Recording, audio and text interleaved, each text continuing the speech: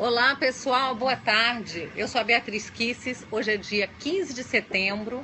Eu estou aqui na Virgínia com o professor Olavo de Carvalho, na companhia de amigos queridos que vieram também para esse encontro. Leandro Ruxo, que nos filma, Flávio Bial, Otávio Facuri e a Roxane, que nos recebe com tanto carinho. E nós vamos falar hoje sobre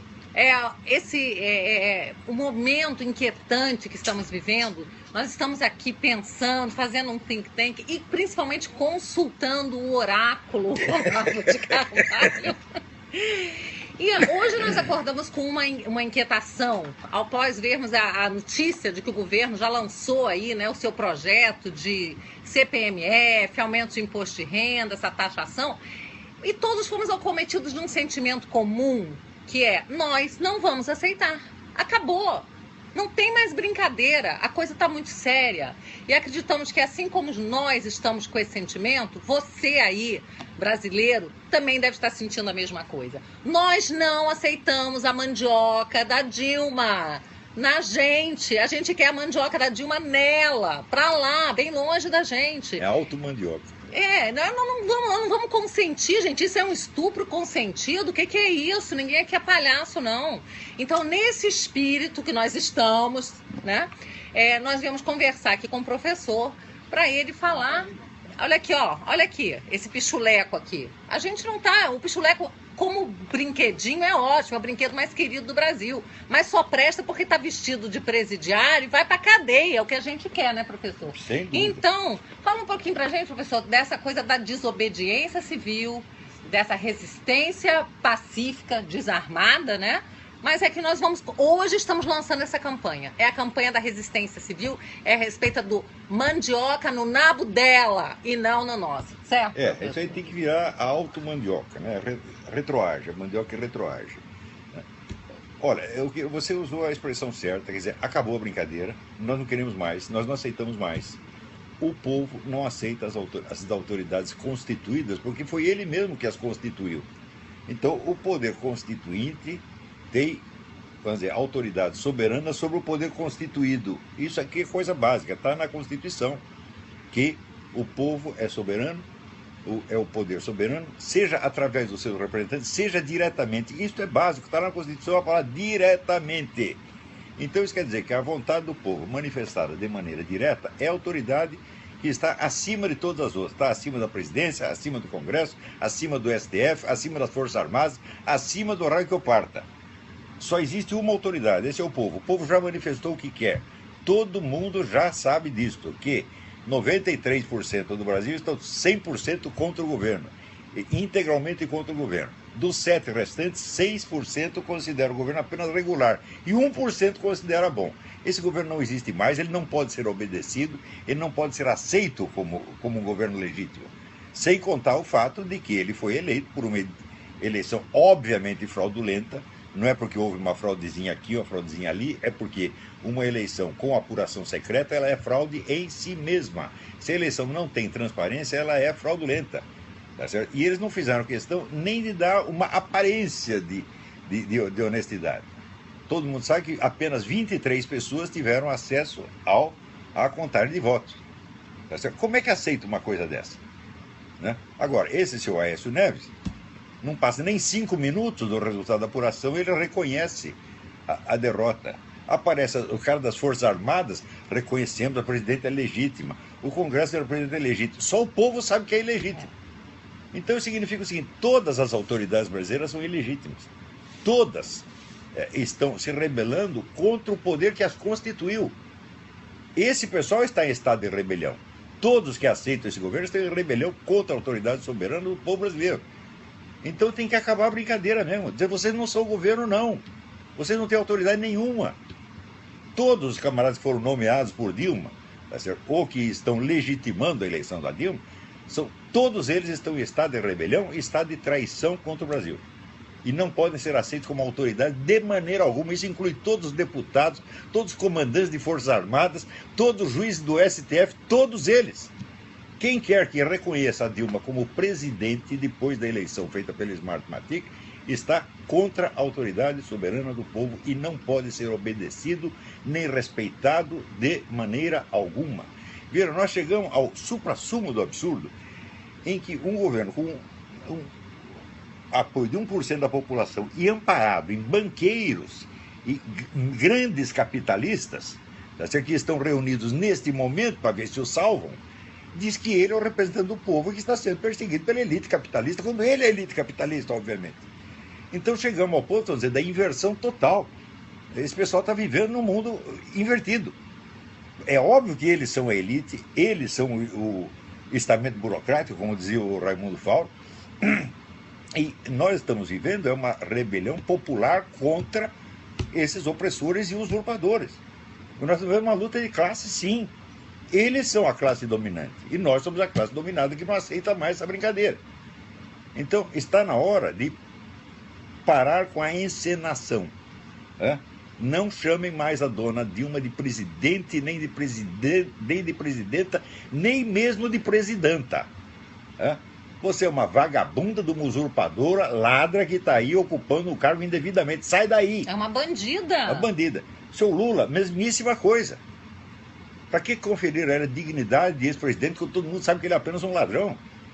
Não é isso? E que está trabalhando para poderes estrangeiros, está trabalhando para Cuba, está trabalhando para Venezuela, está trabalhando para Angola, não para o Brasil.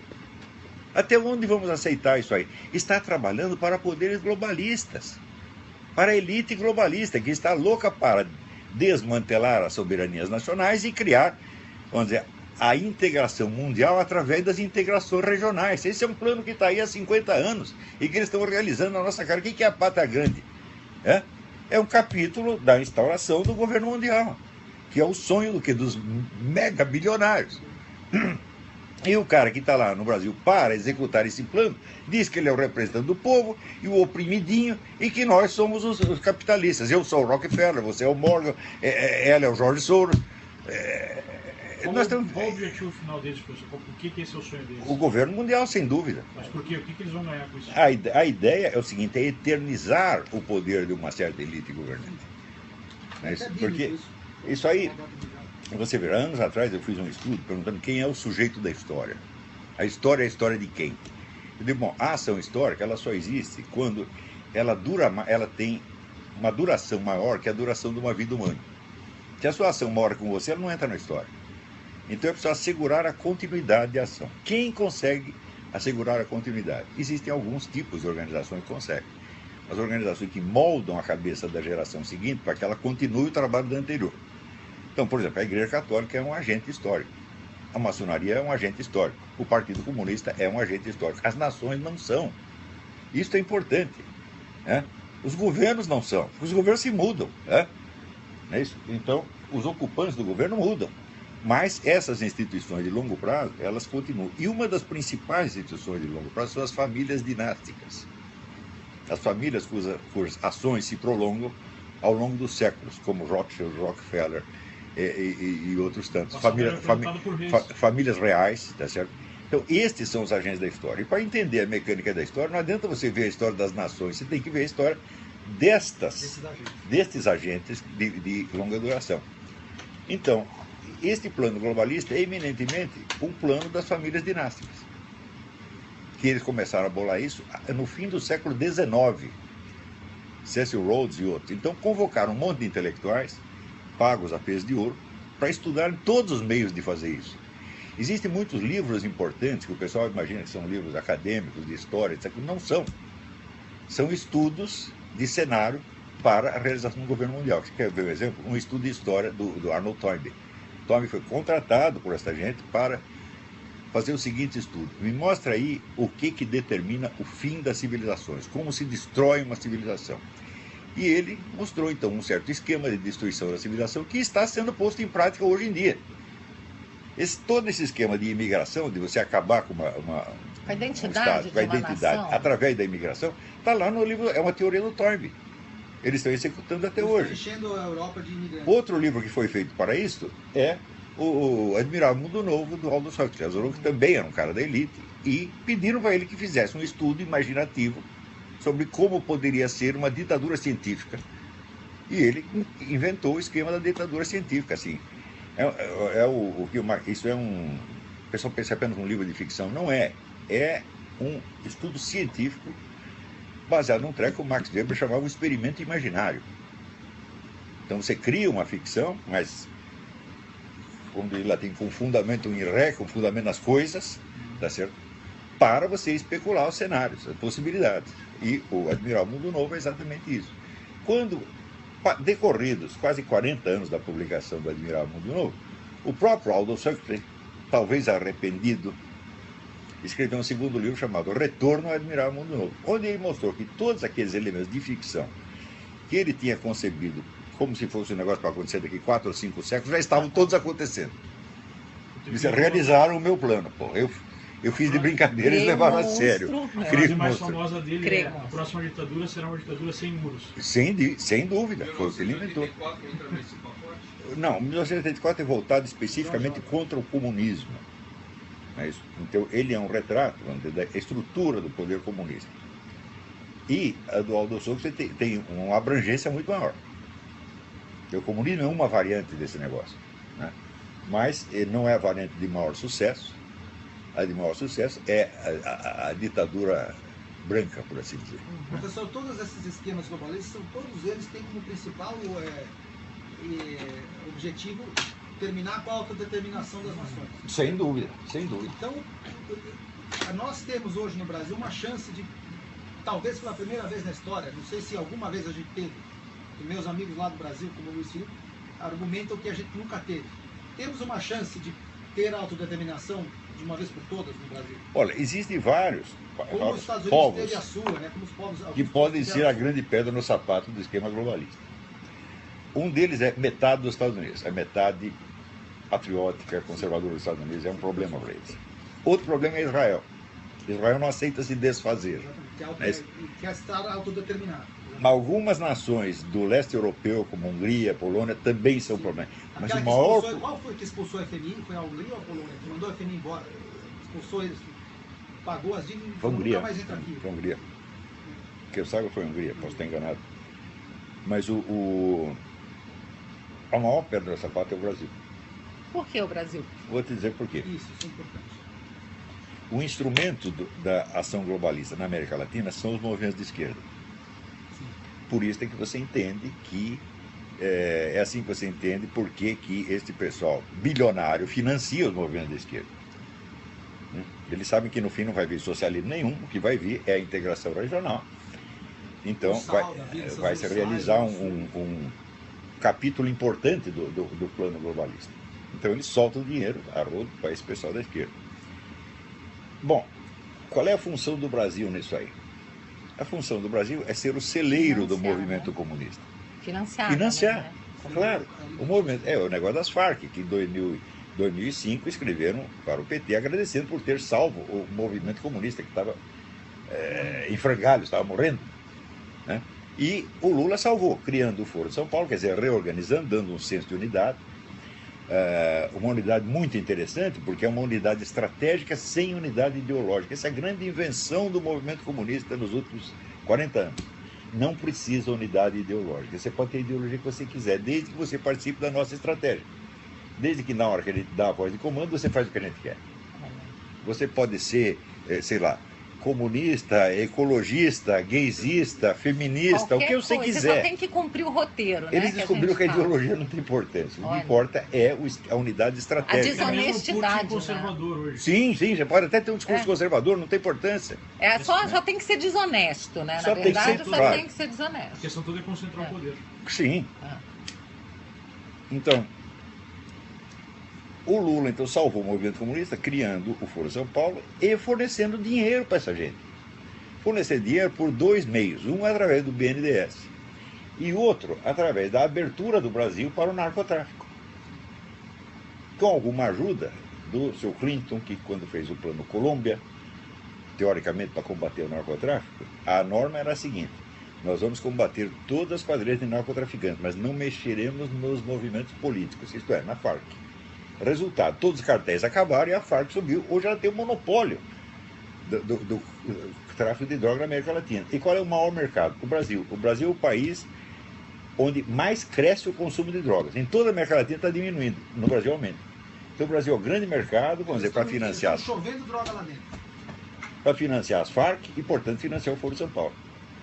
Certo. Então, esta é a função do Brasil. Mas qual é a pedra do sapato? Por que o Brasil é pedra do sapato? Você está cumprindo Porque esse se o papel? Brasil muda de orientação, acabou toda essa brincadeira. Se o Brasil muda de orientação, quer dizer, se a gente Desmantela o consegue, movimento se a gente comunista na América consegue Latina, arrancar esse povo, então, desmantela a ação globalista, desmantela tudo. Quer dizer, daí a importância do nosso papel, do povo, de você que está aí nos ouvindo. A gente tem que estar unido nesse momento, né, professor? Então a nossa revolta não é contra a Dilma, nem só contra o PT, nem só contra o Foro de São Paulo. É contra todo este esquema, tá certo, que está reduzindo o Brasil a uma peça dentro do monstrengo chamado Pátria Grande.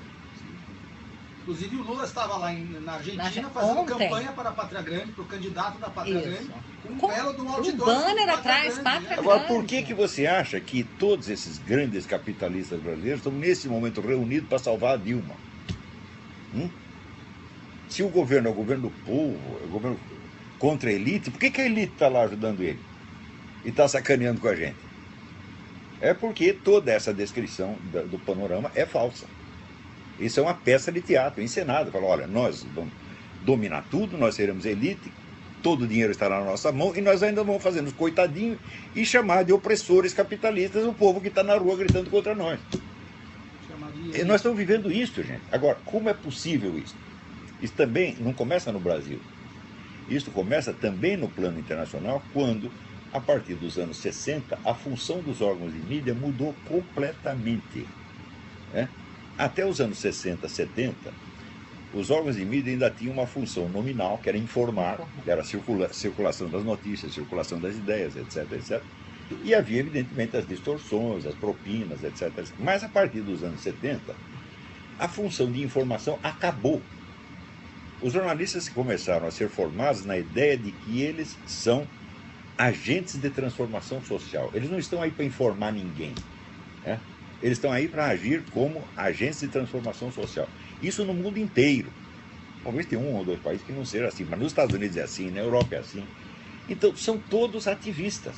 Os juízes também, eles não Juízes aplicam também, mais a claro. lei, eles sentem Claro. a agência, o Ministério Público. Quer dizer, Mas eles a não coisa cumprem a começa lei. na mídia.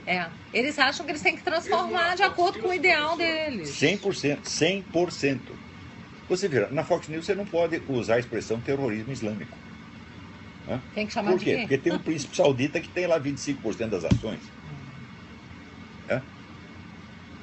Então, veja, aqui nos Estados Unidos, 6 empresas compraram todos os canais de televisão. Então, são 6 pessoas que se reúnem. O que nós vamos divulgar, o que nós vamos esconder? Qual é a pauta? É assim. Então, quer dizer, a classe jornalística se transformou realmente em agente de transformação social. Nós não podemos confiar nas informações que eles transmitem. O que salvou um pouco a coisa foi o advento da internet. A desintermediação da informação. Por que você acha que eles estão loucos para controlar a internet? Porque furou o esquema. Você veja, o negócio do Foro de São Paulo, assim como nos Estados Unidos, eles escondem, né, há vários anos a questão dos documentos falsos do Obama e desviam a discussão para a questão da nacionalidade, que é muito mais complicada. Tá certo? Quer dizer, os documentos falsos, você tem a prova material óbvia, qualquer criança reconhece, né, que cortaram um carimbo, viraram o número de cabeça para baixo. É uma coisa fácil de perceber. Agora, a questão da nacionalidade é uma questão complexa de direito constitucional. Então, eles desviam a discussão para esse ponto. Você diz assim, os documentos do Obama são falsos. O nego responde, você está dizendo que ele não nasceu nos Estados Unidos. E daí começa a contestar isso aqui, contestar o que você não disse. Para piorar a coisa, tem muito cara conservador que entra, cai nessa conversa e começa a discutir a questão da nacionalidade. Então, burro, né? Seria mais ou menos como no Brasil discutir se existe fundamento jurídico para o impeachment da Dilma ou não. Sim, sim, sim. Quando não se trata disso, trata de uma eleição ilegítima, tem que caçar o mandato imediatamente. Fora os crimes todos cometidos. E sem contar os crimes, claro. Então, isso quer dizer que a mídia mundial inteira mudou de função. E ela é um instrumento fundamental do esquema globalista. Ela está aí para servir a isso. Então, tudo o que não interessa, que pode prejudicar, desaparece da mídia. Como a questão dos documentos do Obama. Você não vê isso, você não vê um artigo sobre isso no New York Times, ou na CNN, nada, não se fala nada. Quem fala sobre isso é taxado de teórico da conspiração. Claro, teoria da conspiração. Quando você tem a prova material, é evidente. No Brasil, conseguiram esconder durante 16 anos a existência do Foro de São Paulo, que é a maior organização política que já existiu no continente. E durante 16 anos, quer dizer, só o Zé Carlos Graça Wagner que falava disso. Ele deu uma entrevista aqui no Diário das Américas a respeito disso. Daí acabaram com a vida dele, destruíram, tiraram o último tostão que ele tinha. Ele era um homem bilionário, perdeu tudo. Eu não perdi nada porque não tinha nada, né? Então os caras assim, ou eles me matam ou eu deixo falar. Agora não adianta matar mais porque eu já falei, né? Então eu levei vantagem sobre o falecido Graça Wagner. Eu podia falar, ele não podia. Então eu fiquei falando disso sozinho durante muito tempo. Todo mundo desmentindo, no próprio jornal que eu trabalhava. Eu escrevia sobre o Foro de São Paulo, vi o Luiz Garcia, que era o chefe de redação, e escrevia contra. Daí eu pegava, mostrava os documentos, ele ficava brabinho, e no fim conseguiram me tirar do Globo. O que foi até sorte, sob certo aspecto, né? Mas agora todo mundo sabe que existe o Foro de São Paulo. Todo mundo sabe que esse esquema de corrupção não é simples roubalheira, é, vamos dizer, um esquema de corrupção para fundamentar um esquema de poder. Né? É um instrumento. Para um fim. Né? De um esquema monstruoso. O Foro de São Paulo tem 200 partidos lá, não só partidos, mas organizações de narcotraficantes, como as Farc, organizações de sequestradores, como o Mir chileno, né?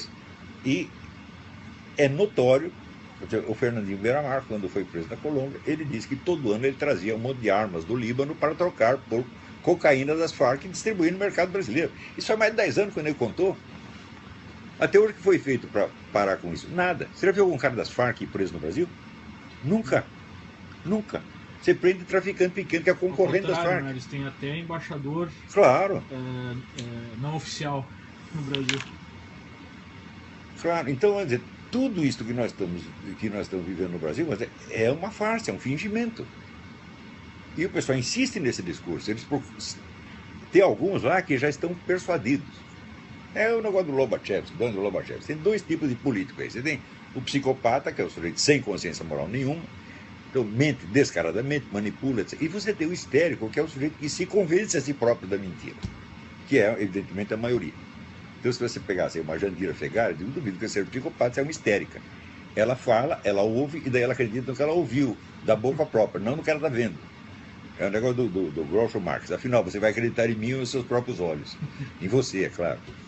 Então você tem esse bando de histérico tentando se convencer de que eles são a classe dominada e de que nós somos a classe dominante.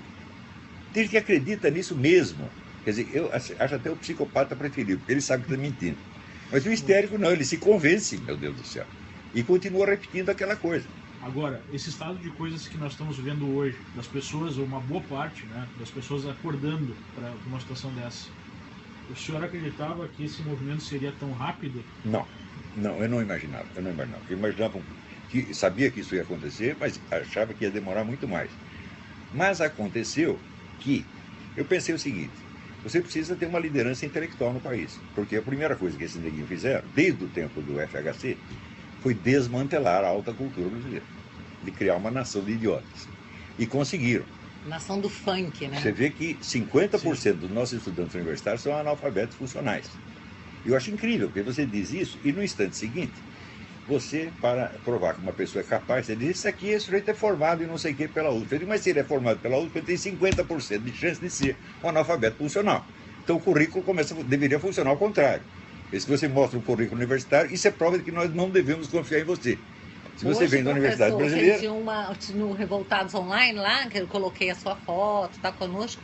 Aí eu falei assim: professor, eu falei, o professor Olavo, tal. Aí uma pessoa colocou assim: professor de quê? Formado em qual universidade, hein? Quero saber. Aí eu falei assim: graças a Deus, nenhuma dessas esquerdistas que você frequenta. Veja, eu naquele tempo que eu comecei a estudar, a universidade já estava muito ruim. E eu fui em várias universidades, ouvi como ouvinte várias aulas de Marília Chauí, Gianotti, etc, etc. E cheguei e falei: não vou entrar aqui. Eu pensei assim: eu vou gastar 1h30 para chegar na USP, fico lá 5 horas fumando maconha, fazendo assembleia, depois mais 1h30 para voltar para casa. Não vai dar, eu vou perder muito tempo, é melhor estudar em casa. É uma conta simples. Então é o seguinte: este pessoal todo formado na USP não tem qualificação para discutir nada. 50% deles são analfabetos funcionais, o que não quer dizer que os outros 50% saibam ler. Então, isso quer dizer, um diploma da Universidade Brasileira é um atestado contra o projeto, é um atestado de incompetência. Mas com essa situação... Então, bom, a primeira coisa foi isso. Então, eu achava que a primeira coisa é restaurar a alta cultura. Isso é bem básico. Porque a alta cultura não é um enfeite, não é um adorno da sociedade. Ele é o centro da consciência da sociedade, meu Deus do céu.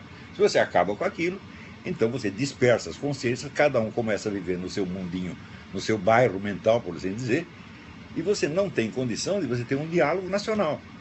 Quando você fala debate nacional, não tem debate nacional, no Brasil só tem debate do bairro, debate distrital, no máximo, né? Isso quando não é um debate subjetivo, o nego inventando coisa e discutindo com ele mesmo.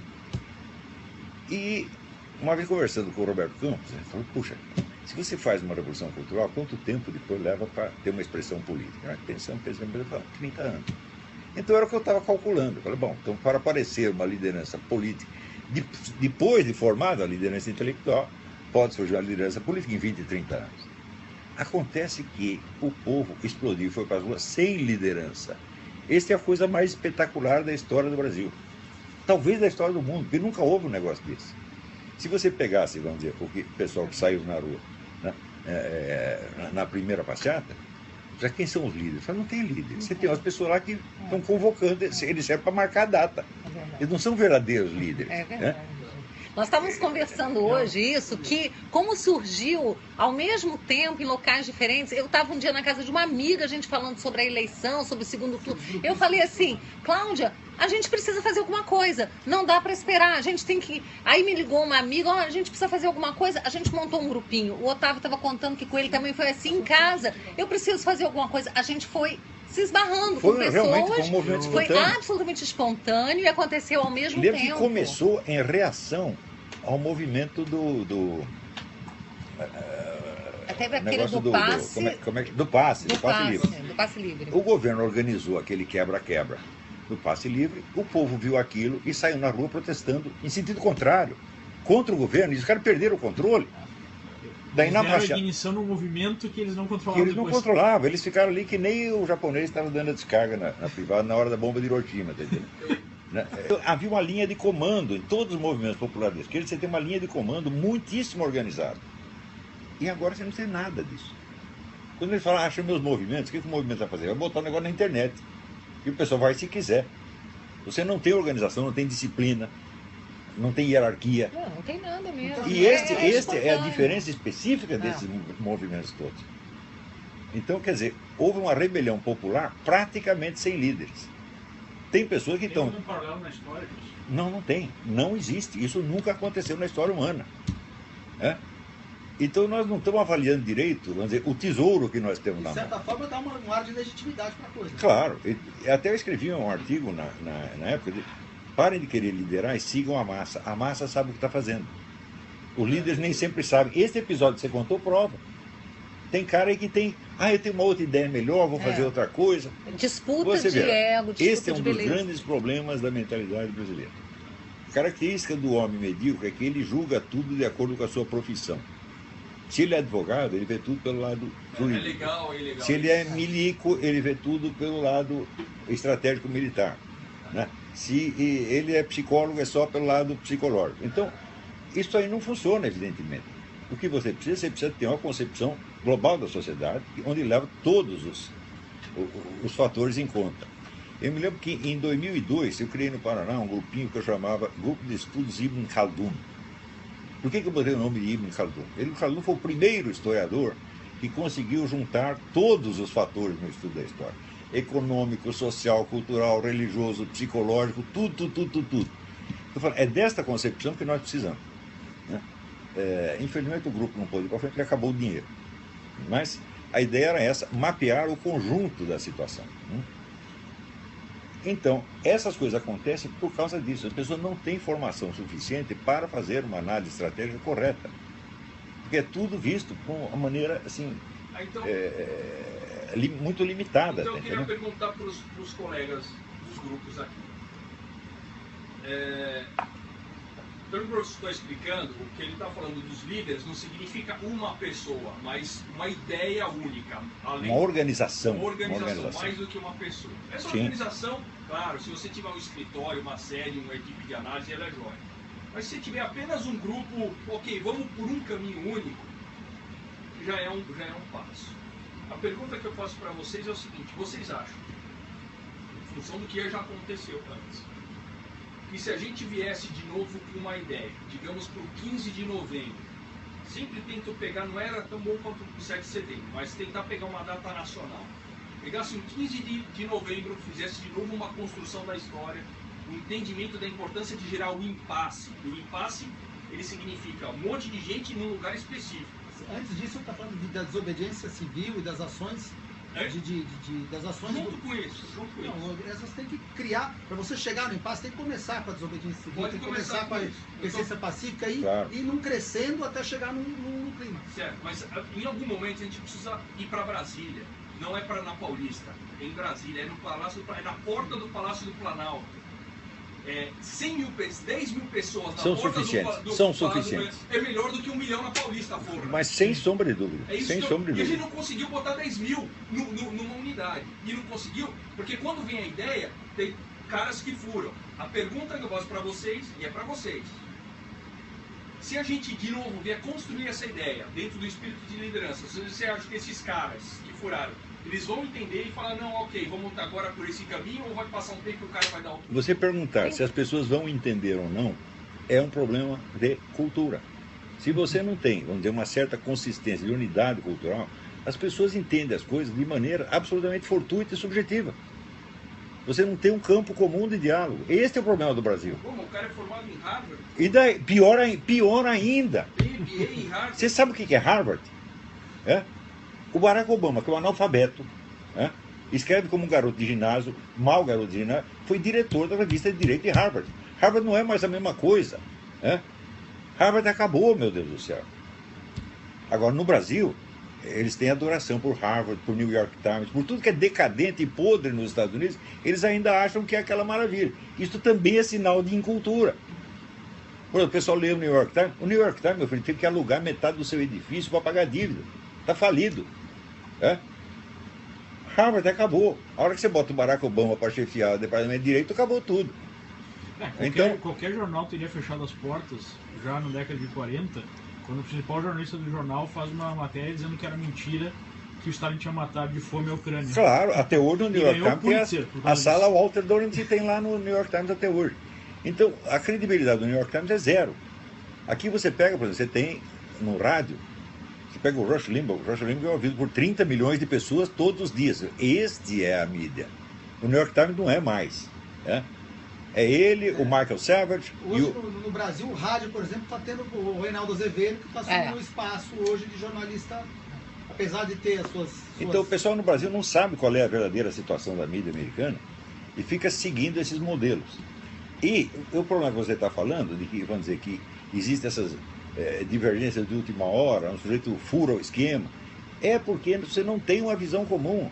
Você não tem cultura, não tem visão comum. As pessoas, elas seguem a sua própria cabeça, arbitrariamente. Nesse caso desses caras que ele está falando... Então, é isso que aconteceu. Este movimento que aconteceu, ele é muito bom.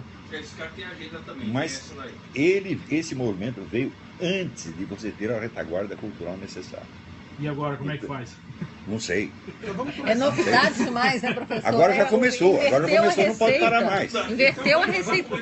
Nós temos que ir em frente, gente. Mas eu acho que esse é o ponto. Esse momento. Às vezes não adianta ter. Nem tudo tem receita. Agora, é importante dizer o seguinte: eu não falo em nome de nenhum grupo. Eu não estou em nenhum grupo. Então, eu não tomei decisão nenhuma. A minha função é analisar a coisa e dizer, olha, isso aqui dá para fazer, aquilo ali não dá para fazer, e é isso que eu estou fazendo. E, professor, a gente vai, né? Porque, assim, na verdade, a gente não tem uma receita, diferente do Foro de São Paulo, que tem lá a receitinha dele, que já foi testada lá, e ele sabe o que tem que fazer. Nós não, a gente está dirigindo um carro e a gente não tem um farol, uma luz, a gente está indo no escuro também. O Foro de São Paulo, ele se baseia numa tradição de 150 anos de debate interno do movimento comunista. Eles têm uma unidade de linguagem, eles se entendem uns aos outros. Imagina o seguinte, imagina que nós estivéssemos aqui no PT no final da década de 80, década de 90. Nós queremos chegar à presidência do Brasil. Saberia o que fazer, tinha uma receita. Eles já tinham um grupo de amparo gigantesco. Claro. Nós e nós não temos nada, nós estamos começando agora. A gente tem vontade, a gente tem Então, isso indignação. aqui é assim, é uma multidão de bebês contra meia dúzia de velhos safados. Essa que é a verdade. É verdade. Né? É Nós assim somos que a gente bebês se sente, nessa, mas nessa a gente coisa. tem, mas a gente tem, sabe o quê? A gente tem o coração, a gente tem o sangue que pulsa nas veias, a gente tem essa convicção de que a gente está do lado do bem. A gente tem a força. A gente tem uma força moral também, sabe? Nós temos até a força E a física, força nós temos a física maioria. nós temos. Né? E eles não têm força militar para nos opor. Graças Eles não a podem Deus. sair matando a Graças multidão. a Eles não Deus. têm meios para fazer Porque o isso. nosso exército Então tá nós fora estamos disso. com tudo. Estamos com tudo. Só falta o seguinte: esses caras que estão lá, eles estão em cargos onde eles foram postos por nós mesmos. Né? E eles ainda têm a caneta na mão. Por Estão enquanto. com a inércia de estarem aí. Então o que nós sentados temos que na fazer? cadeira. Se a sua caneta não funcionar mais, meu filho, nós não vamos obedecer. Nós não reconhecemos você como governo. Não reconhecemos a presidente da República, não reconhecemos o vice, não reconhecemos os deputados, não reconhecemos os senadores, não reconhecemos ninguém. Por quê? Foram todos eleitos numa eleição fraudulenta. Então nós queremos novas eleições, limpas, com voto distrital, com recall, com tudo, reconstituir a estrutura da nação. Então, em vez de defender as instituições, não, tem que demoli-las. Essas instituições foram feitas para criar a situação na qual nós estamos, para defender essa turma do PT até o fim. Então, tem que derrubar as instituições, evidentemente, e criar outras, de acordo com a vontade popular Ou ter o soberana. poder instituinte, né, de criar Claro. instituições e revogá-las quando ele quer. Né? Mas Agora, o a gente Biel precisa... O Biel colocou uma questão prática, do tipo, tá, nós vamos juntar 20 mil pessoas, vamos cercar o Congresso, sem cercar A gente vai precisar o Planalto. conseguir Ok. fazer isso. Digamos que a gente vai faça isso e conseguir. chega num momento de impasse, cai a presidente. A questão é, quem é que assume esse poder? Não seria aí a importância de ter Eu um acho que líder militar? O pra- primeiro que entrar no Congresso diz: olha, seus deputados, vocês vão embora. Nós aqui ocupamos o edifício, nós somos o governo provisório e marcamos eleições para o dia tal. As Forças Armadas, se quiserem, que venham aqui nos fuzilar. Ou venham aderir. No dia seguinte, os milicos estão do seu lado. Esse é o ponto. Você está entendendo? Se eu tivesse 30 anos a menos e estivesse no Brasil, eu ia fazer exatamente isso.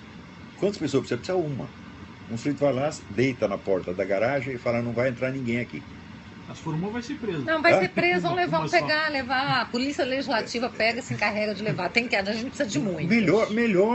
Melhor. Ele vai virar um Claro, preso político. você já virou o símbolo da resistência vai virar nacional. Um preso político. Você acha como? Você vê que esses grandes revolucionários da história, todos começaram sendo presos. É que ninguém quer pagar o preço, né? Bom, se não quer pagar o preço, você não vai ter Não, eu a acho, mercadoria. que a questão não é só essa de não querer pagar o preço. Eu acho que assim, a gente está tentando aqui, tem muitas pessoas dispostas. Eu acho que a gente pode se organizar e fazer de uma forma que não precise de uma pessoa ir ir presa. começar por ações que consegue, você, na minha opinião, tem que começar, como ele falou, por ações que você traga uma maioria para o teu lado. Você tem que começar por dizer a coisa, dizer antes de fazer. Tem que criar no Você tem que dizer: imaginário vocês não coletivo. são o governo, nós não o E passar a reconhecemos. mensagem com as ações Todo de mundo, desobediência, se não todo pagar mundo disser isso, as ações vão aparecer no devido tempo. E esse é o objetivo dessa nossa Depois conversa, tem o desse lema. vídeo aqui. Não tem governo, É- não aceitamos esse governo, Exato. não reconhecemos ninguém. É? O cara do STF falou: não reconhecemos o que você disse. É? Quanto mais pessoas falarem, A tiverem gente essa precisa atitude, repetir isso. Claro. a coisa vai implodir. Os por meios conta própria. acabam aparecendo. Para as coisas se tornarem realidade, serem Não fica concretas. faltando uma ação, alguma coisa, um impasse ou uma coisa. Olha, o que você não consegue pensar, você não Ousadia. consegue fazer. Exato. Então, primeiro você tem que fazer no pensamento, Exatamente. portanto, nas palavras.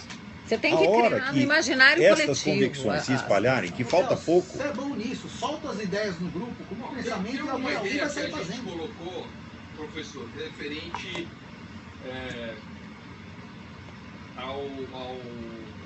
à oposição à política do Haddad, que é o prefeito do PT lá em São Paulo, que está fazendo uma ação completamente focada em cima da classe média do cidadão, né? Aquela coisa, a fiscalização, o rigor seletivo, né?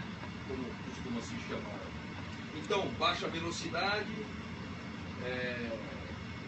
impossível andar a 50, pela gravidade você tem que ficar pisando no pé, e as pessoas colecionando multas, e multa representa arrecadação e mais uma série de coisas.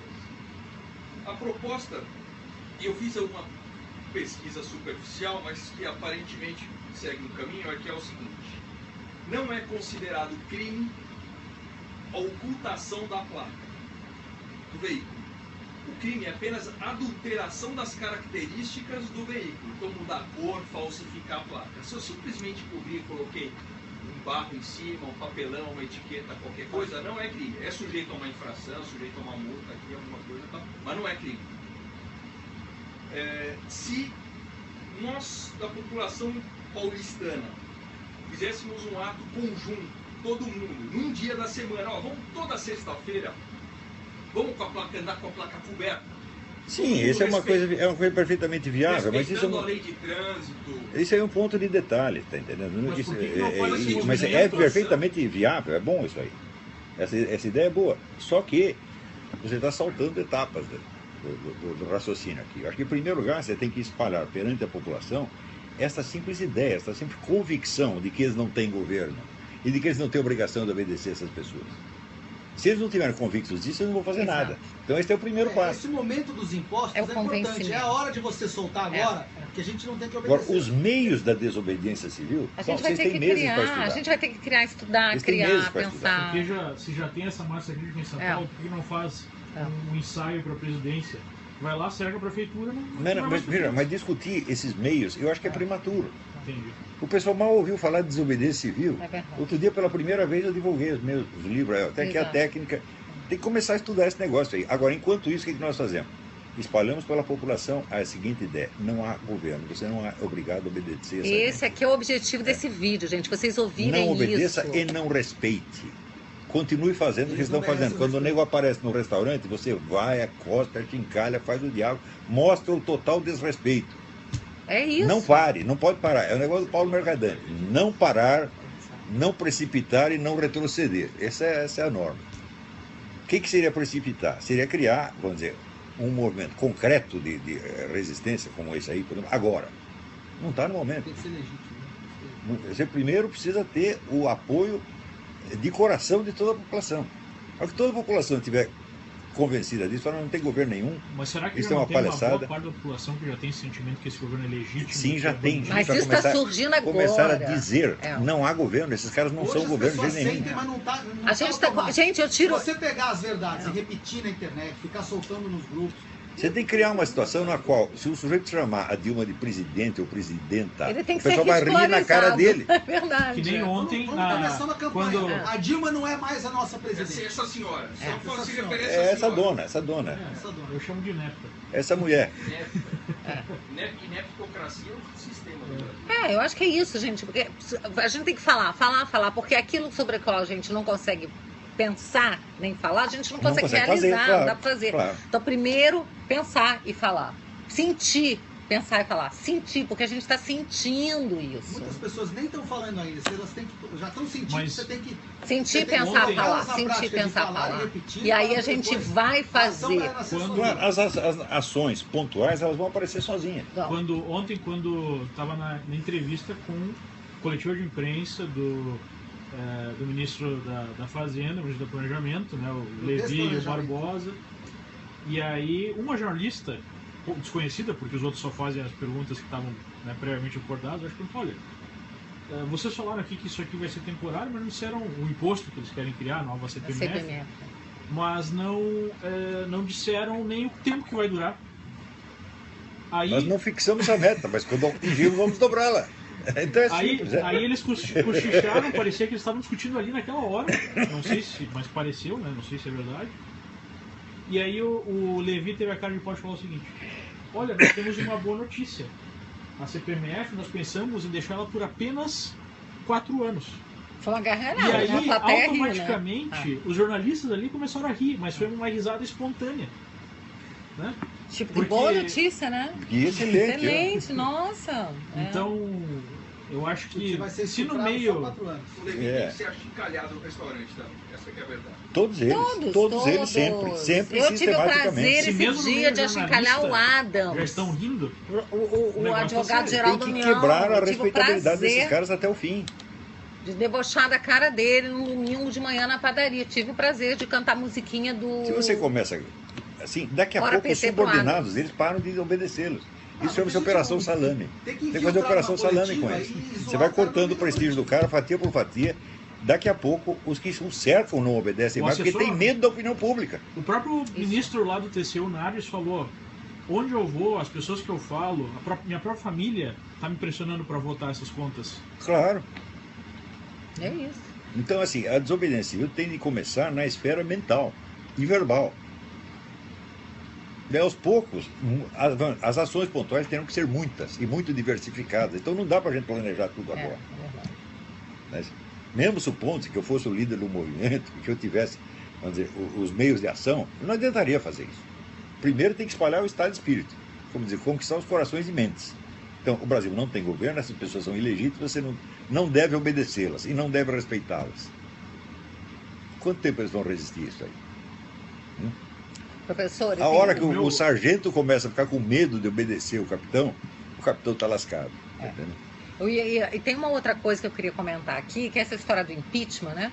Porque o impeachment, inclusive, foi uma bandeira que eu levantei, eu sou uma das autoras do impeachment, sempre defendi por ser um meio que está previsto na Constituição, imediato, né? É imediato. Agora, eu fiquei, sinceramente, indignada da oposição, no momento que resolveu abraçar essa causa, lançar a mão do impeachment do Hélio Bicudo, petista, eles falam ex-petista, ok, criador do PT, e transformá-lo num herói nacional. Eu não concordo com isso. Ideia maldita que os liberais e conservadores no Brasil sempre têm. Nós precisamos dividir o adversário. E você não conhece a história do movimento revolucionário. O movimento revolucionário prospera pela sua autodivisão. Isso nunca atrapalhou. Quanto mais dividido estiver, mais vai crescer. Então não adianta você querer jogar um contra o outro. Você tem que reunir todos e lutar contra todos juntos. Exatamente. Quer dizer, ao invés de se valerem do impeachment dos movimentos, dos cidadãos, dos brasileiros que entraram espontaneamente, que estão brigando por isso, levando o pessoal para Nós temos que as conquistar ruas. uma parte da esquerda. Uma parte de 1% você quer conquistar? Eles querem usar agora o impeachment da esquerda para salvar o Brasil da Dilma. Né? Então isso me parece assim, que não é uma boa estratégia para a gente.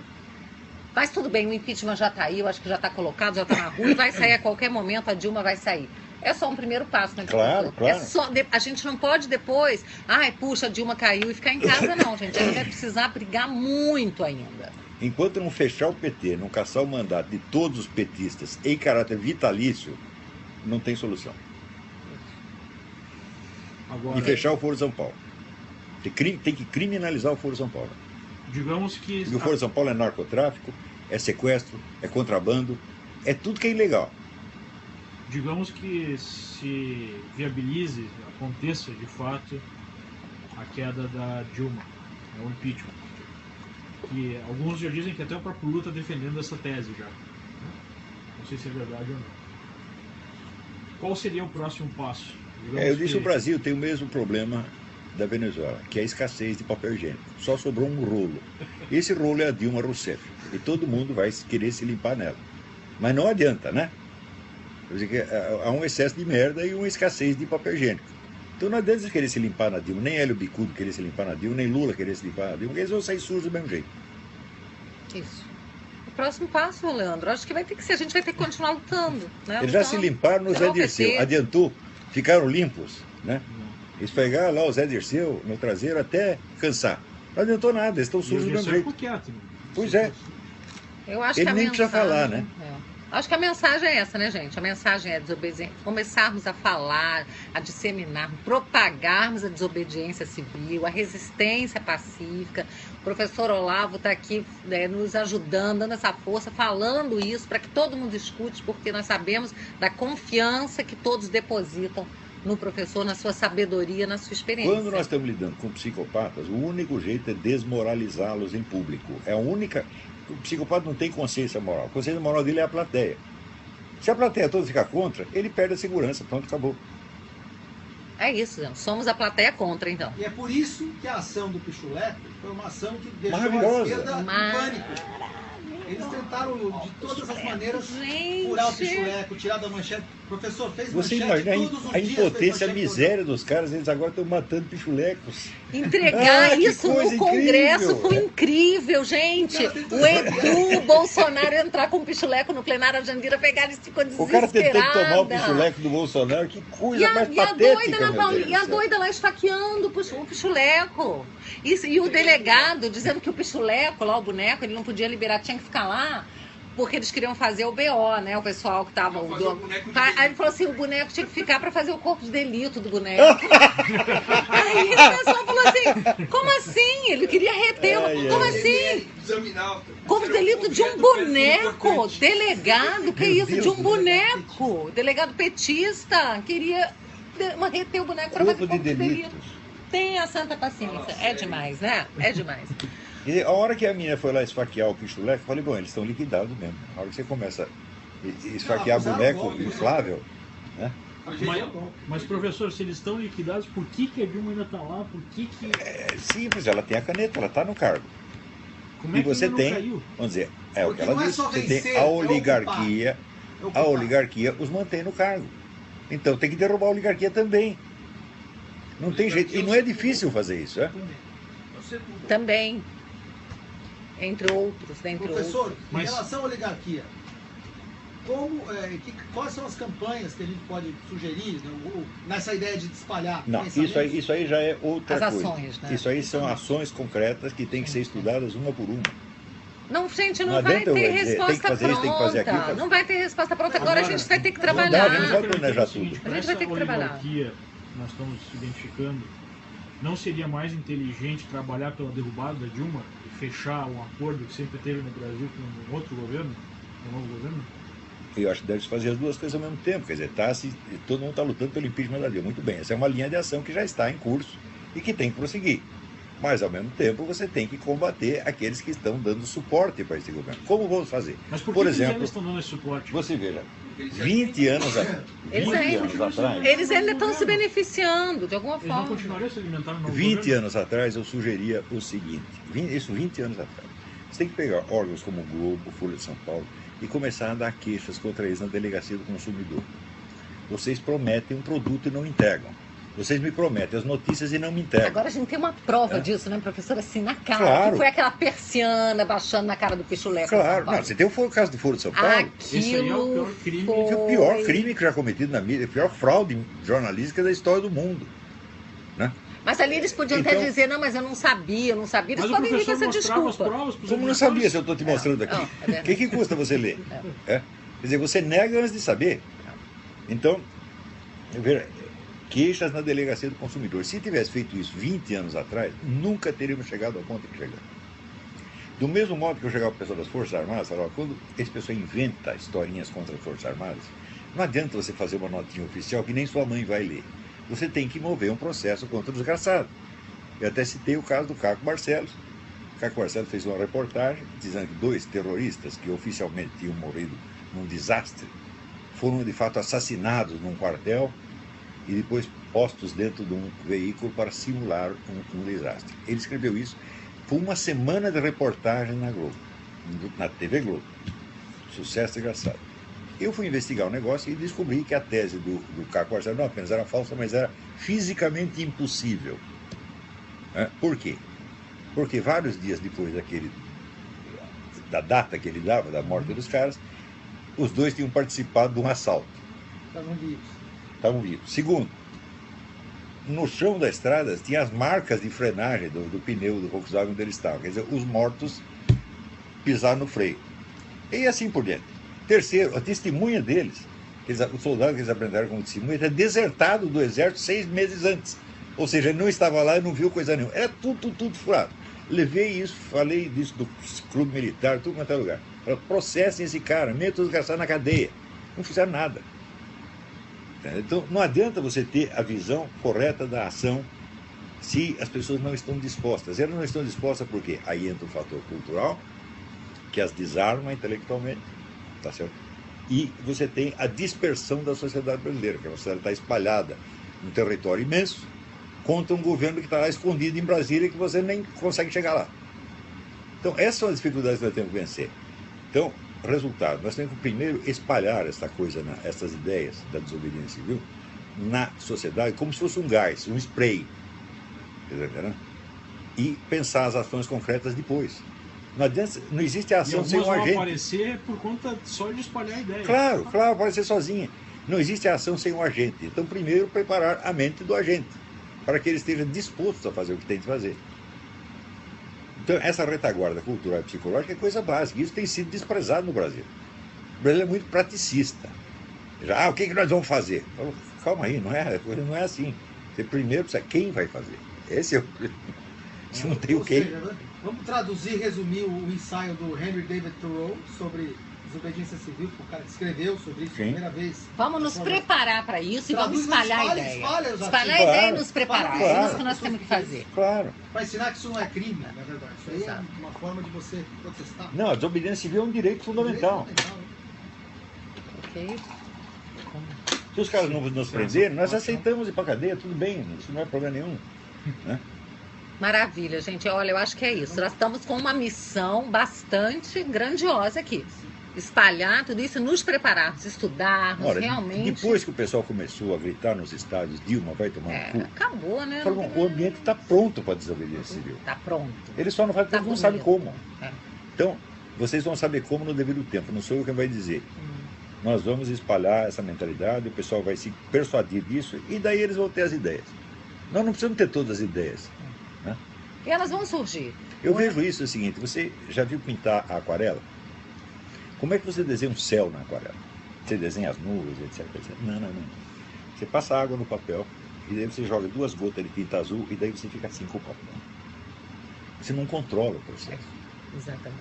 Você simplesmente sugere. E na polícia as coisas são assim. Quando você está lidando com massas, é assim que faz. Isso não sou eu que estou falando, isso é experiência milenar. Você não controla. Então, era exatamente isso que eu estava pensando aqui. Não somos nós que Tem uma estamos no dinâmica controle de própria. nada. Nosso papel é agora a gente se preparar, espalhar e deixar que as coisas surjam espontaneamente, porque é assim que elas acontecem no universo. A ideia é lançada e as pessoas vão captando. Você tem 50 E as coisas vão pessoas surgindo. falando sobre política em grupos de WhatsApp no Brasil inteiro. Solta o negócio. Hoje, Senhor, no quando eu lancei o Brasil. Imbecil Coletivo em 1995, qualquer palavra anti-esquerdista era tão rara que ninguém nem entendia do que eu estava falando. Alguns nem ficavam ofendidos, porque eles não entendiam o que eu estava falando. Passados 20 anos, você viu o que aconteceu. Né? Então é assim, é um livrinho. Você põe lá, é assim, é a gotinha de tinta azul no papel molhado. Funciona pra caramba. A gente tinha que descobrir uma forma de acelerar o processo. Ele está acontecendo. Gente, chega uma hora que não para mais. Começou, vai florescendo em tudo quanto é canto e aflorando. Não para. Uma pergunta que eu tinha pensado em perguntar ao professor. Se a gente fosse uma mosquinha lá, estivesse ouvindo uma reunião Do PT. do PT, dessas lideranças, o Falcão, Lula, o senhor usando a criatividade, o que eles devem estar falando Não só a agora? O que criatividade, eles a experiência estão que já tentando teve fazer do lado. agora? Eles estão repetindo o mesmo discurso de que eles são a Revolução Brasileira, de que eles são os representantes do proletariado, do povo, e de que nós somos a elite. Eles estão continuam persuadidos falando disso. isso, né? São histéricos. Porque eles estão loucos completamente. Eles estão invertendo as proporções da realidade. Sozinhos, mesmo E sozinhos, é isso que toda eles a falam. estratégia deles é baseada nessa inversão. Então eles estão liquidados mesmo, Então eles estão vivendo na ilusão. na ilusão. Na Então, histeria. você não viu o Lula, o último discurso dele? Nós precisamos restaurar o orgulho da camiseta vermelha. Não dá mais, meu filho. Nem ele não usa mais camiseta vermelha. Enquanto isso, o diretório estava Você pedindo para o pode usar a pessoal ir de camiseta verde e vermelha na sua amarelo casa, no mas dia não apareça 7. com ela no restaurante. Não vai tomar um ônibus com ela. Né? Não vai chegar perto do povo. Não vai chegar perto do povo. Verdade. Então, eles estão se apegando à ilusão. Eles estão nos anos 60. Aquele negócio do ano que não terminou. 68 anos que não terminou. O livro do Juninho Ventura, a coisa mais certa. Eles estão em 68. Mas será que eles são tão ruins da cabeça? São por quê? Porque a intelectualidade esquerdista mundial acabou. Tá? Só Você sobrou vê que até os lixo. anos 70, 80, eles tinham hegemonia mundial. Acabou, meu filho. Né? Eles vão ficar Então, apegados eles não a têm isso, as né? fontes estrangeiras e eles não têm criatividade própria. Não tem nenhum Michel Foucault para ficar dando ideia para eles, não tem Jacques Derrida, não tem mais ninguém. Acabou, esse negócio de desconstrucionismo se desmoralizou no mundo inteiro. Então, como eles não têm mais as fontes estrangeiras e não são capazes de criar nada, só lhes resta repetir aquilo que sabem dizer. Mas será que eles não levantam, pelo menos entre eles, a possibilidade de, sei lá, as loucuras deles? De dar a volta por cima, só tem um jeito. Você quer salvar o PT, só tem um jeito, eles têm que falar comigo. Porque eu sei onde eles erraram, eu sei por que eles se ferraram, e eu saberia consertar. Agora, se eles vierem me perguntar, eu digo, bom, muito simples, custa 3 bilhões de dólares. Eu ensino vocês. Eu salvo o PT para vocês, custa 3 bilhões de dólares. Só isso. Eles vão Tá pagar? cobrando Não vão pouco, pagar. professor. Tá cobrando Capaz, pouco. se eles se convencerem, vão arrancar do nosso bolso. Não faz isso não, pessoal, vou aumentar o imposto. Não, é modo de dizer, eu não vou ensinar o truque para eles de jeito nenhum. Se eles tivessem me chamado 20 anos atrás, eu diria, não faça isto, porque você vai se ferrar. Que é o negócio do faurogrampismo. Quer dizer, Mas você quer ainda fazer bem, uma coisa professor. por meios que só admitem o contrário. Isso não vai dar certo. Professor, ainda bem que Professor, se quer fazer um curou, né, exercício professor? aqui? Totalmente se curou totalmente, né? Totalmente tirou da sua alma, do seu espírito. Olha, você não imagina o trabalho que isso dá. É. Porque o pessoal acha assim, eu passei para a direita. Eu digo, não é assim, meu filho. Você leva 20 anos para você tirar a última raiz que tem dentro de você. Você continua usando o mesmo vocabulário, né? Qualquer coisa você fala de direitos humanos, qualquer coisa você fala de participação, qualquer coisa você fala de libertação. Chama alguém de companheiro. E aparece o Hélio Bicudo, você quer dividir a homenagear. esquerda, e você está totalmente hipnotizado por esta coisa. Ai, que coisa. Então você tem que fazer uma reforma do vocabulário desde dentro. Dá um trabalho miserável. Quer dizer, veja, eu quando me afastei da esquerda, eu fiquei mais de 20 anos quieto. Não falava com ninguém. Né? Eu estava que nem o Pedro. O Pedro quebrava um vaso, a mãe perguntava, quem quebrou esse vaso? Ele dizia, não vou falar. Então, estou quieto aqui, não vou falar. Quando comecei a falar, foi devagarzinho. E não foi com artigo do jornal, foi com um livro. Né? Que já dava, então, o resultado de 20 ou 30 anos de meditação, de estudo. Né? Então, quer dizer, quando eu comecei a falar, eu sabia que eu não participava mais daquele... Eu não estava mais hipnotizado por eles. Agora, o nego sai do Partido Comunista, no dia seguinte ele já acha que ele está curado? Não está.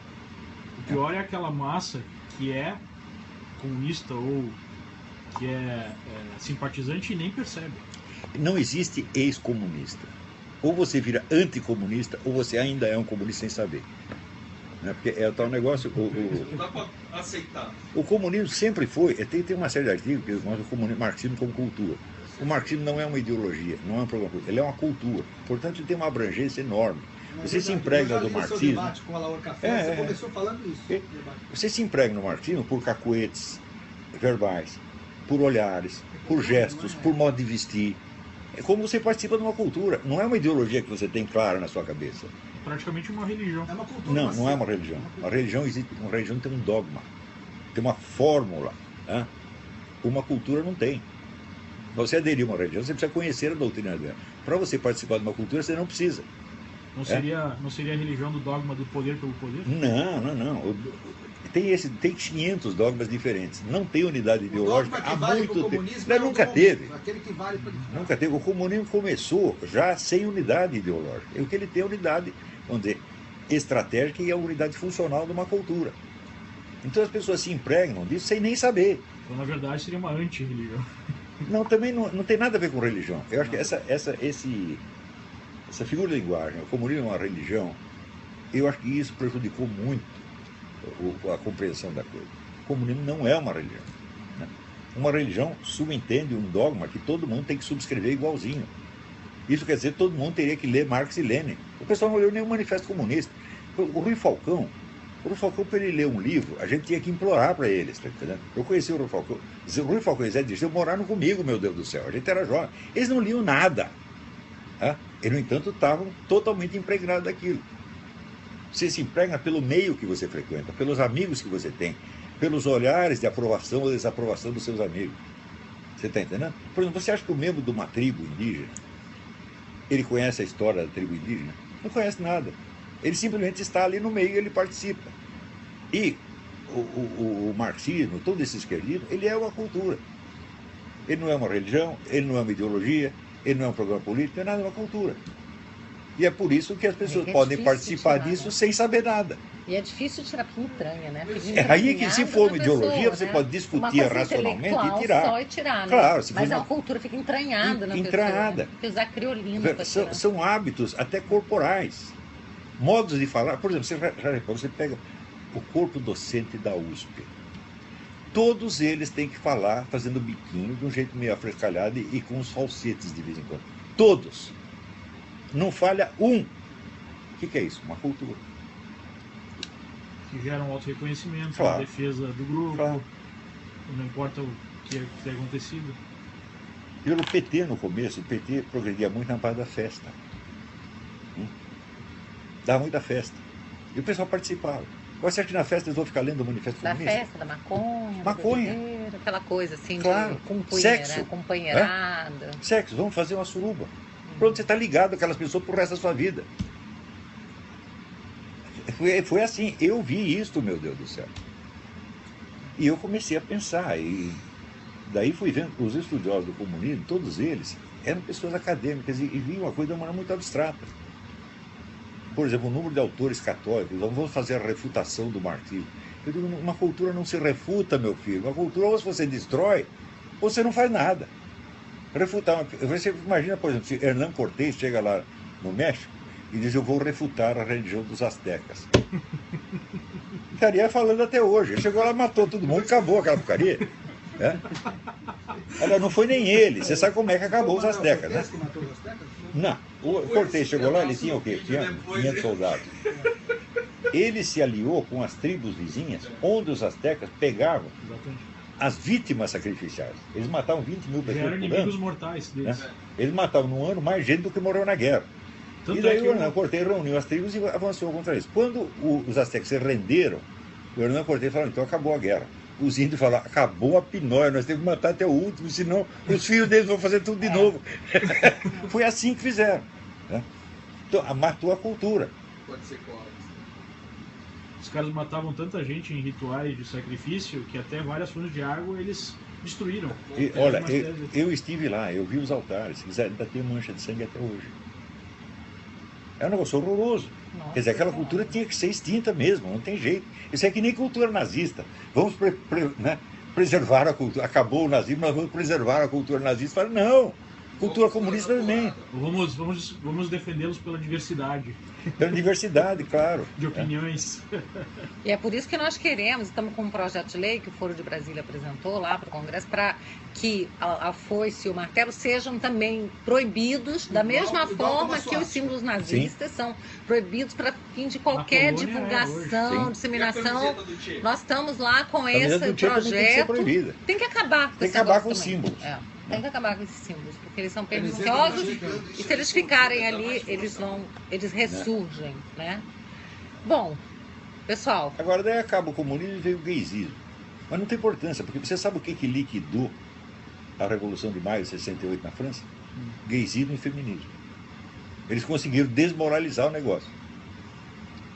Então deixa o João Willis aí. O João Willis está ajudando. João Willis... É tanta palhaçada que não dá. Você tem que ensinar o homossexualismo para as criancinhas, tem que ter banheiro unissex. Não, ou tirar... Isso aí é palhaçada. Tirar a autoridade dos pais e a justiça pode dizer se uma criança pode fazer uma mudança. Mas isso é muito bom. Sabe por que isso é muito bom? Você acha que alguém vai obedecer isso? Ninguém vai obedecer. Ele está ensinando a desobediência civil. E é bom que as pessoas estão ficando indignadas. Que ninguém vai poder obedecer. As pessoas... Gente, mas isso é muito bom, porque as pessoas estão ficando indignadas e estão realmente se mexendo por causa disso. Claro, eu acho que o João Willis deu uma ajuda extraordinária. É verdade. Porque nós estamos dizendo que os caras são loucos, mas a loucura deles não aparece. Daí aparece o João Willis. Você vê, não, esse é louco mesmo. Personifica, né? A loucura. Ou aparece aquelas do grupo Fêmea colocando um boneco do Bolsonaro, fazendo de conta que estão cortando o pin do Bolsonaro. Esse tipo de coisa. Esses loucos, né? Pois é. Que ficam disseminando ódio e depois vem acusar a gente de estar disseminando ódio, convocando a gente para CPI, esses caras dão né? bandeira de que são loucos, tá entendendo? Então, nesse sentido, eles até ajudam. Eles ajudam a criar desobediência civil. Eles ajudam. Você acha que alguém vai obedecer o João Willis? Vai obedecer a Maria do Rosário? O problema, sabe qual é, professor? É que, por exemplo, uma lei como essa aí da ideologia de gênero, isso é aplicada nas escolas, com as criancinhas, E os pais nem estão sabendo, só estão sabendo porque a gente está Claro. informando. Esse E a é o ponto. criancinha não sabe. Então, outro dia, uma mãe, né, ela contou que o filho dela, de 3 anos, chegou em casa e o menino estava esquisito e chorando. E ela foi conversar e ele foi dizer o seguinte, que a professora estava obrigando ele a brincar de boneca e a brincar com as meninas. E ele não queria, ele queria brincar de carrinho com os meninos. Aí ela foi na escola É um opressor e a machista. diretora falou o seguinte, você não está educando bem o seu filho, ele é um machista. Falou isso pra ela, seu filho é machista. Ele não quer brincar com as meninas e só quer brincar de carrinho, não quer brincar com a boneca. E aí o que aconteceu? Essa moça, ela entrou em contato com a Escola Sem Partido, a gente passou para ela como fazer, ela fez uma notificação extrajudicial e disse que a diretora e a professora teriam que responder por isso criminalmente, criminalmente não, porque isso não era crime, mas assim, teriam que indenizá-la por isso e tal. Foi lá e os professores voltaram atrás, entendeu? Pediram meio que desculpa, ficaram sem graça, porque ela chegou lá com a notificação e já foi bem preparada do que ela tinha que falar. Não estapearam? Não, eles mesmo Agora que... deixa eu falar a verdade, se o moleque, semana passada, mês passado eu tive o clique que talvez teria sido bom eu ter brincado de boneca em algum momento na minha infância. Claro, você tem 3 nenéns agora, né? Tudo bem, né? Saberia o que fazer.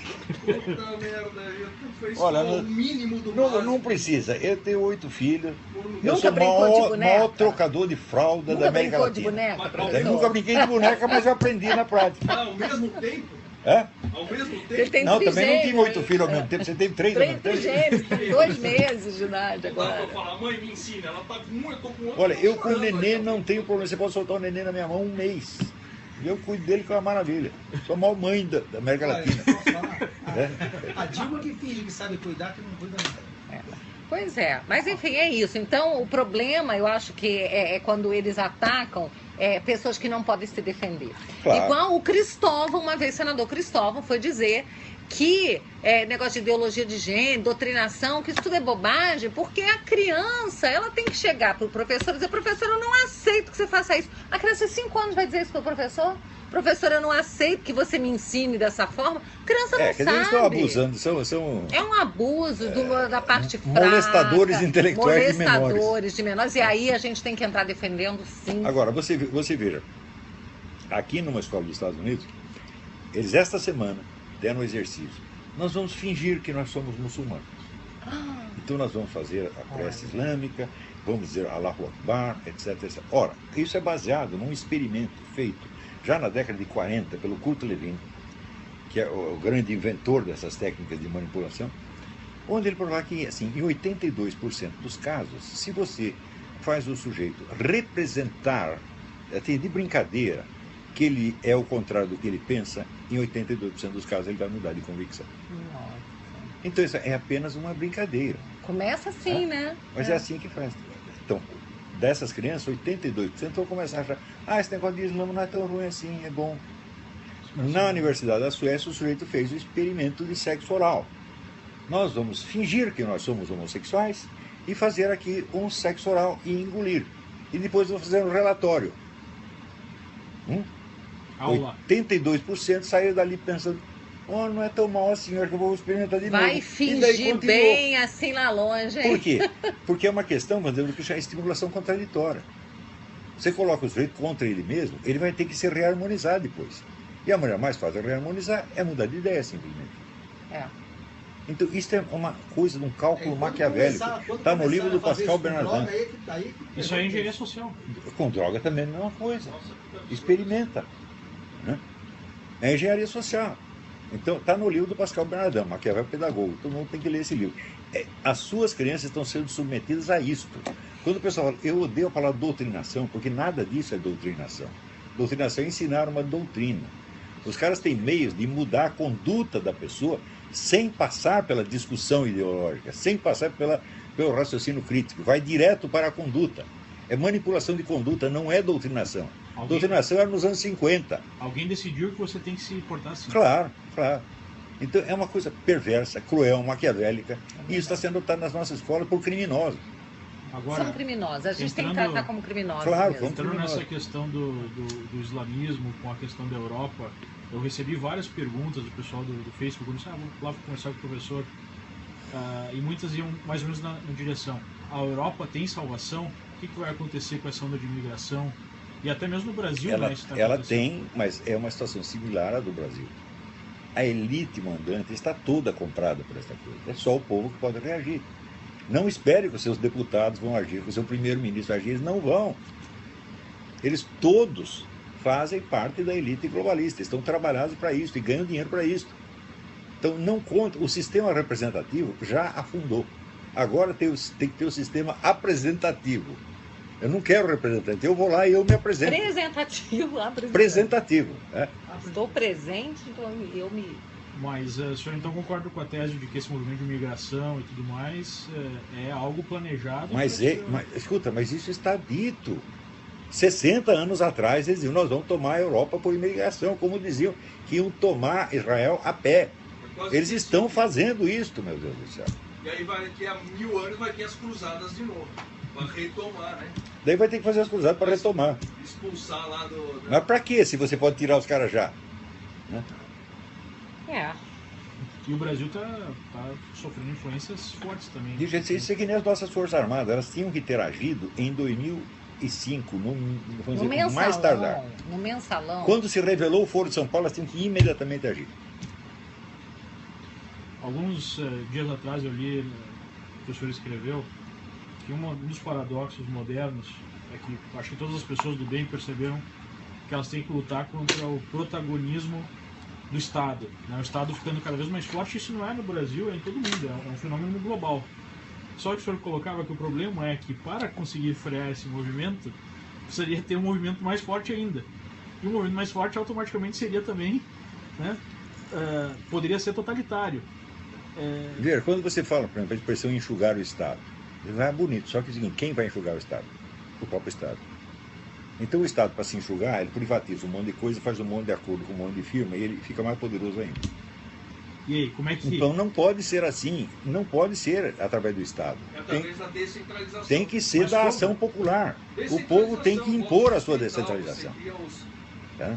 Você tem que criar uma situação na qual você tem uma comunidade dizendo, aqui mandamos nós. Que era- Aqui o governo federal não Que era a entra. preocupação original dos Founding Fathers, você né? Claro. implantar o sistema federalista de descentralizar para estados, municípios, picar e soltar o poder, como é aqui. Você guarda na União apenas relações exteriores, defesa e política monetária. E foi, Mas o ponto. problema é que Acabou. mesmo aqui nos Estados Unidos, o poder central está ganhando Isso- força a mas isso é por cada causa do- dia. Cada Isso é dia. por causa do socialismo novo, É. né? Mas Não, mas Porque isso se não vem você de quer longo prazo, fazer já não é tudo só um através plano. do sistema representativo, você entrou na máquina. Não tem que ser o sistema representativo. Tem que ser o poder direto, a democracia direta. Você veja, a democracia direta era uma bandeira da esquerda. Eles largaram por quê? Porque eles viraram o Estado e agora eles não querem mais democracia direta. Eles querem Seria- preservar as E tira poder instituições. deles. Então o que nós vamos fazer? Nós vamos fazer a Seria mais ou democracia menos como o direta. esquema suíço, Sim, sim. que existe bastante poder a cada cantão, existe muito poder, tipo, com 50 mil votos pode-se um projeto de lei para a Câmara, e o povo tem o poder até de vetar um projeto de lei, pedindo uma votação popular. Assim funciona a Suíça. Mas isso, Leandro, Só que você o tá falando suíço- da atividade legislativa. Antes disso, tem coisas do executivo que dá para trabalhar. Então, por exemplo, se eu tenho a divisão do distrital e eu tenho um problema de segurança pública, eu vou ter uma eleição para o xerife, que é o delegado. Claro, que é o mas delegado isso é evidente, seccional, é qualquer evidente. coisa. Qual que é a pré-qualificação? Escuta, nós estamos com esse problema. Bota os caras para debater. No Olha, bairro, na vídeo aí, eu vou comunidade. botar, escolhe um. Não deu certo, vai botar outro na outra eleição. Tem que descentralizar. Mas no seu evidentemente. distrito. No seu distrito, Sim. cara, onde eu moro, pô, onde eu voto. Então eu tenho o delegado regional de ensino. Olha, esse aqui vai ter uma política isso, aquela outra. Não interessa, olha, você vai resolver, vamos melhorar o analfabetismo, o distrito. Quando você cria, aproxima a relação representante e representado.